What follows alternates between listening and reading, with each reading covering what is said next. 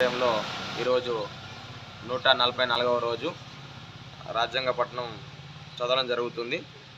Article వచ్చేసి 183.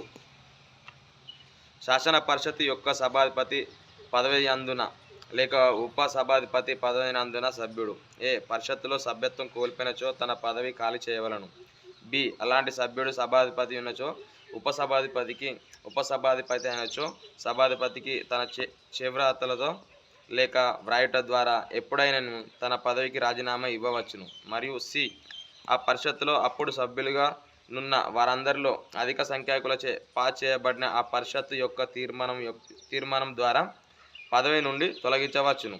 అయితే ఖండం సి నిమిత్తం తీర్మానమేనయు దాన్ని ప్రస్తావించవలను ఉద్దేశం గలదని నోటీస్ ఇచ్చి కనీసం 14 రోజులు గడిచిననే తప్ప ప్రస్తావించబడరాదు.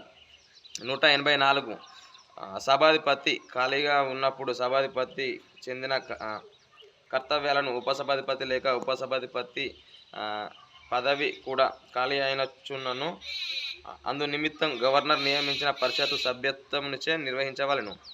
2 ఆ పరిషత్తు యొక్క ఏదేని ఉపవేశంలోనూ సభాధిపతి హాజరులో లేనప్పుడు ఉపసభాధిపతి లేక ఉపసభాధిపతి కూడా హాజరులో లేనప్పుడు ఆ పరిషత్తు యొక్క ప్రక్రియను నియమావళిచే నిర్ధారణ చేయబడే వ్యక్తి లేక అలాంటి ఏ వ్యక్తియు హాజరు లేనప్పుడు పరిషత్చే నిర్ధారణ చేయబడు ఎవరైనా ఏ వ్యక్తి సభాధిపతిగా వ్యవహరించవలను. జై భీమ్. జై భీమ్.